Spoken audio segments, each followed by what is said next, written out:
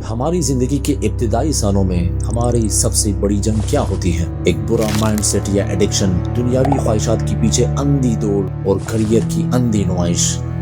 ہم سب زندگی کے اس راستے سے گزرتے ہیں جہاں گناہ کرنا بہت ہی آسان لیکن سکون ناممکن لگتا ہے۔ لیکن پھر کچھ لوگوں کی زندگی میں ایک ایسا موڑ آتا ہے جہاں سب کچھ جو ہے وہ بدل جاتا ہے۔ وہ قرآن کھولتے ہیں، مطالعہ کرتے ہیں، اللہ کے قریب ہوتے ہیں، اور اچانک وہ گناہ جس کے بغیر وہ نہیں رہ سکتے تھے اب ان سے نفرت ہونے لگتی ہے۔ وہ گناہ جو کبھی اچھے لگتے تھے اب روح کو تکلیف دینے لگتی ہے۔ یہ تبدیلی کیسے آتی ہے؟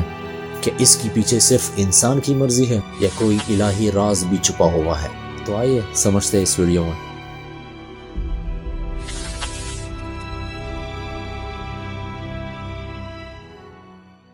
ہمیں اکثر یہ لگتا ہے کہ برے کاموں کو چھوڑنے کے لیے صرف ول پاور کی ضرورت ہوتی ہے، یعنی مضبوط ارادے کی ضرورت ہوتی ہے۔ لیکن کتنی بار ایسا ہوتا ہے کہ ہم توبہ کرتے ہیں لیکن دوبارہ وہی گناہ کر بیٹھتے ہیں۔ یہاں ایک بہت ہی بڑا سوال پیدا ہوتا ہے کہ انسان کی پسند اور ناپسند کنٹرول کون کرتا ہے؟ کیوں ایک وقت میں ایک نوجوان دنیا کی ہر برائی میں مبتلا ہوتا ہے لیکن کچھ سال دین سیکھنے کے بعد اس کا دل گناہ کا نام سن کر بھی کانپ اٹھتا ہے؟ اس کا جواب ہمیں ایک بہت ہی خوبصورت بہترین حدیث قدسی میں ملتا ہے جو ہماری سوچ کے زاویے کو کمپلیٹلی چینج کر دیتا ہے۔ امام النووی کی ایک بہت ہی مختصر کتاب ہے جو کہ مشتمل ہے 40 سے 42 احادیث پر، جس کو انہوں نے مزید ایکسپلین کی ہے۔ 38 نمبر پر ہمیں ایک حدیث قدسی ملتا ہے۔ اسی حدیث میں اللہ پاک دو چیزوں کی طرف اشارہ کرتا ہے کہ اگر ایک انسان یہ دو چیزیں کرتا ہے وہ میرے اتنے قریب ہونے لگتا ہے کہ میں ان سے محبت کرنے لگ جاتا ہوں۔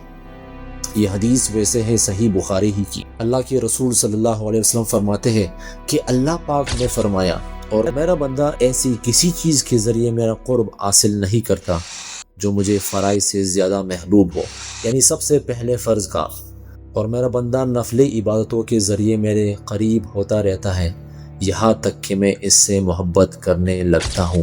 مطلب یہ دو کام کرنے سے ایک انسان اللہ کے اتنا قریب ہو جاتا ہے کہ اللہ پاک ان سے محبت کرنے لگ جاتا ہے۔ اور اس میں سے ٹاپ پریورٹی کی چیز کیا ہے؟ فرض عبادتیں، فرض احکام، وہ ساری چیزیں جو اللہ نے آپ کو حکم دی ہے کرنے کی وہ کرنا، اور وہ ساری چیزیں جسے آپ کو اور ہمیں اللہ نے منع کیا ہے ان سے اپنے آپ کو روکنا، یہ سب سے پہلی چیز ہے۔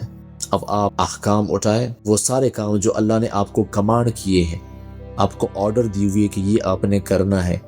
آپ نماز اٹھائے، روزہ اٹھائے، زکوٰۃ، حج، جہاد، یہ ساری کیا ہے؟ فرض کام ہے، فرض احکام ہے۔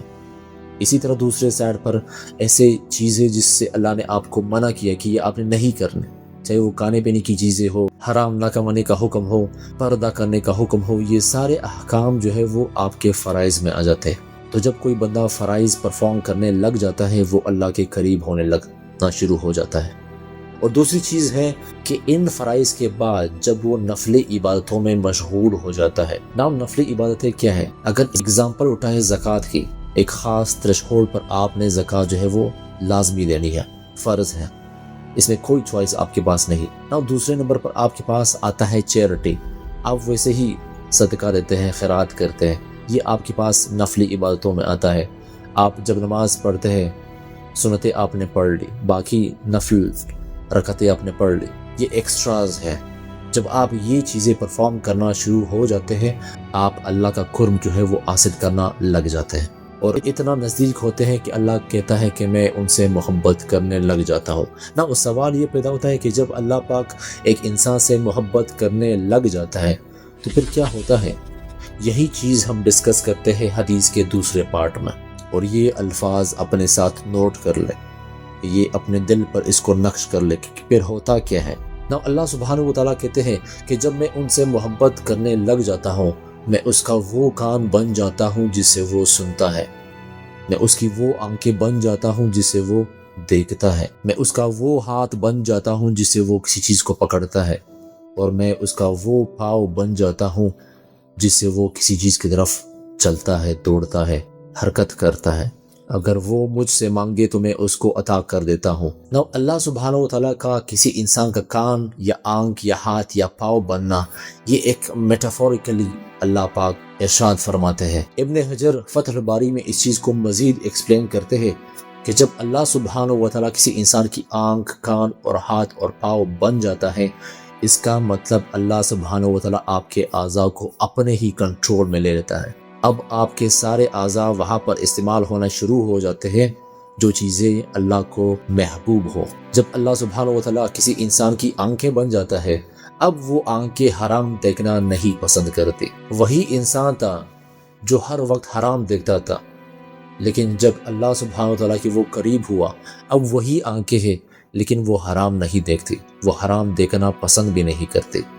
آپ کے ڈیزائر جو ہے وہ چینج ہونا شروع ہو گئے۔ وہی کان تھے جو انسان گناہوں میں استعمال کرتا تھا، اس کو مزہ آتا تھا ایسے فضولیات کو سننا، لیکن اللہ کا قرب جب وہ بندہ حاصل کر لیتا ہے، وہی کان ہے لیکن وہ یہ چیزیں سننا پسند بھی نہیں کرتا۔ اس کے سارے ڈیزائرز وغیرہ جو ہے وہ چینج ہو گئے۔ وہ قدم جو کبھی گناہوں کی محفل کی طرف بھاگتے تھے، لیکن اب وہ نیک کاموں میں استعمال ہوتے ہیں۔ مطلب ایک انسان کے چاہنے اور نہ چاہنے کا کنٹرول اللہ سبحانہ و تعالیٰ کمپلیٹلی اپنے ہاتھوں میں لے لیتا ہے۔ اب وہ انسان وہی کام کرے گا جو اللہ سبحانہ و تعالیٰ کو خوش کرے گا، اور وہ اسی کام سے اپنے آپ کو روکے گا جو اللہ کو ناراض کرنے والی ہو۔ آپ کے اندر جو دل ہے، جو سینٹر ہے، وہ خود بخود ہی چینج ہوا۔ وہی انسان، وہی جسم، وہی خواہشات، وہی پاور، لیکن پہلے جن کاموں میں وہ مصروف تھا، مبتلا تھا، ان سے نکل نہیں پا رہا تھا، اب وہ کمپلیٹلی چینج ہوا۔ ان کے اندر کی سوچ جو ہے وہ کمپلیٹلی چینج ہوئی۔ اب وہ کیا کرتا ہے، کیا کرنا چاہتا ہے، کیا اس کی پرائیورٹیز ہے، وہ کمپلیٹلی چینج ہوئی۔ تو اپنی بری ایڈکشنز اور بری عادتوں کو چھوڑنے کے لیے اس حدیث میں آپ کو کمپلیٹلی ایک بہت ہی بہترین روڈ میپ جو ہے وہ مل گیا۔ پہلی چیز فرائض کی پابندی۔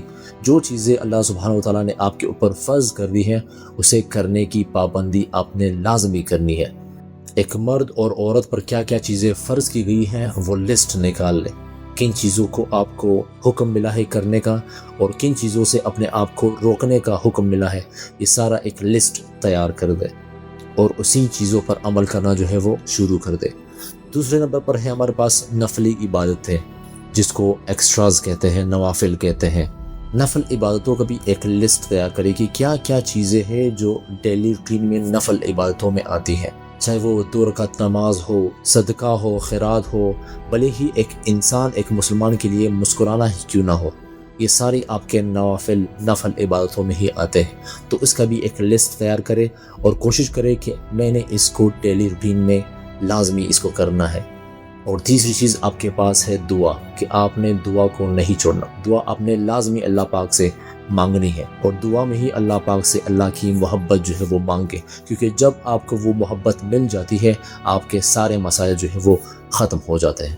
تو یہ تھا آپ کے پاس ایک بلو پرنٹ، ایک روڈ میپ کہ آپ اسپریچولی اطمینان اور سکون کے لیول پر کیسے اپنے آپ کو پہنچا سکتے ہیں۔ جزاک اللہ خیر۔